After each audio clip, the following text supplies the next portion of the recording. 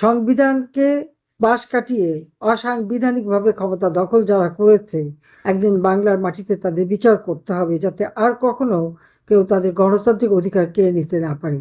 দুর্ভাগ্য যে আজকে আমার আওয়ামী লীগকে ব্যান্ড করেছে, অথচ সংবিধানের 37 অনুচ্ছেদে স্পষ্ট লেখা আছে সংগঠন করবার অধিকার প্রত্যেকের আছে।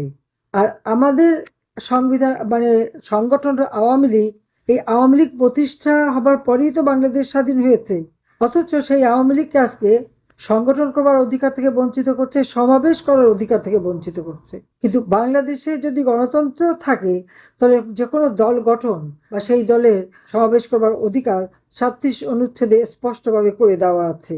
প্রত্যেকটা মানুষের চিন্তা, বিবেকের স্বাধীনতা, বাক স্বাধীনতা নিশ্চিত করা ছিল। কিন্তু আজকে কথা বলা যাবে না। আমরা কথা বলতে গেলে আমাদের বাধা দেওয়া হবে। আমাদের অপরাধটা কি? এমনকি ইউনূস ক্ষমতা আসার পর একটা একটা মিডিয়া, টেলিভিশন, রেডিও সবকিছু ধ্বংস করেছে, আগুন দিয়ে পুড়িয়েছে।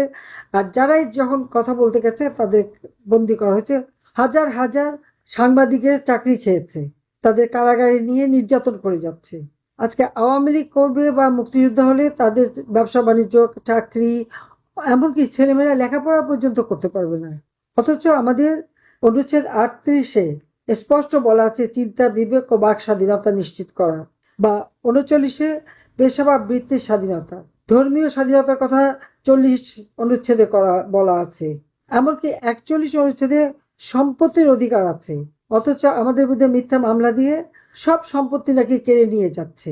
এবং এই ভুয়া মামলা, তার মানে কাদের বিরুদ্ধে মামলা, আমাদের বিরুদ্ধে কত কি মামলা আমি তো জানিই না, কিন্তু মামলা সাজা হয়ে গেছে। এবং সাজা হয়ে গেছে দেখে বাড়িঘর ভেঙে টেঙে সব তছনছ। এমনকি বঙ্গবন্ধু স্মৃতি জাদুঘরটা পর্যন্ত আজকে প্রথমে আগুন দিল, তারপরে বুলডোজার দিয়ে ভাঙলো। এবং এই ভাঙা বাড়ি বারবার ভাঙা, এমনকি কোনো অনুষ্ঠান হলেই ওখানে কেউ যেতে পারবে না। ওই 32 নম্বর স্মৃতি জাদুঘরের ইট কাঠও, এগুলো যে বোধহয় তাদের ভীতির জায়গা, ও সেটাও তারা পাহারা দেয়, যেতে দেবে না। মানে এদের দুর্বলতাটা কোথায় সেটাই দেখতে হবে। মানুষের যে মৌলিক অধিকার সংবিধান বলবৎ করেছে, দিয়েছে, সেটাও তো আমাদের 43 অনুচ্ছেদে আছে। কাজে আজকে এটা বিবেচ্য বিষয় যে আমরা গণতন্ত্র নিয়ে কথা বলছি, গণতন্ত্র কোথায়? অবৈধ ক্ষমতা দখলকারীরা গণতন্ত্র দিতে পারে না। আর 12ই ফেব্রুয়ারি যে নির্বাচন, ওটা তো আগের দিন সন্ধ্যা নির্বাচন হয়ে গেছে। এটা শান্ত ভোটের নির্বাচন, আর অবৈধ সরকারের অধীনে অবৈধ নির্বাচন। কাজে এই সরকার ইউনূস বাটপার অথবা সেই খাম্বা বা গ্রেনেড হামলাকারী, এদের তো কোনো ক্ষমতা থাকারই অধিকার নাই, কারণ জনগণের ম্যান্ডেট নাই।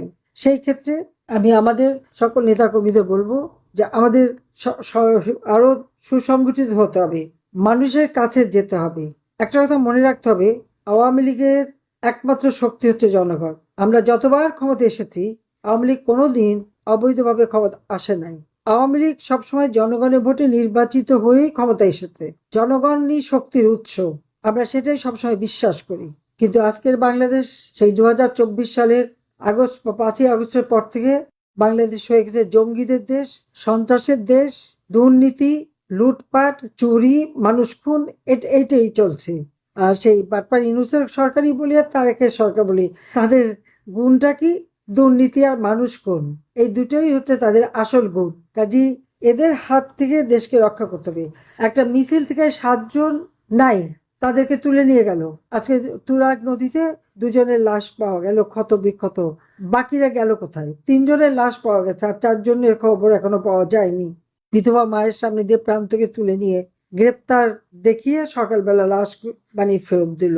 আলমকে তুলে নিয়ে রাত্রে গ্রেপ্তার করে সকালে লাশ হয়ে আসে। কারাগারও হচ্ছে একটা মৃত্যুকূপ। আয়নাঘর খুঁজে বেরিয়েছে, এখন সারা বাংলাদেশটাকে আয়নাঘর বানিয়েছে। এটা হচ্ছে দুর্ভাগ্যের। কাজে এই দুঃশাসনের হাত থেকে দেশকে মুক্ত করবার জন্য যুবলীগকে আরো সুসংগঠিত হতে হবে। আমি তারপর ধন্যবাদ জানাই যে এত প্রতিকূল অবস্থার মধ্যেও যুবলীগ অনেক সাহসের পরিচয় দিচ্ছে। সেই জন্য যুবলীগের প্রত্যেকটা সদস্যকে আমি আন্তরিক ধন্যবাদ জানাচ্ছি, অভিনন্দন জানাচ্ছি, এবং এই সাহস নিয়েই এগিয়ে যেতে হবে। বাংলাদেশ আবার ফিরে আসবে। এই ধরনের দুঃশাসন চলতে পারে না। এই দুঃশাসনের হাত থেকে জনগণকে মুক্ত করে জনগণের মৌলিক অধিকার, গণতান্ত্রিক অধিকার, সাংবিধানিক অধিকার ইনশাল্লাহ আমরা ফিরিয়ে দেব। জনগণের শক্তিতে আওয়ামী লীগ বলিয়ান। সবাইকে ধন্যবাদ। জয় বাংলা, জয় বঙ্গবন্ধু, বাংলাদেশ চিরজীবী হোক। খোদা হাফেজ।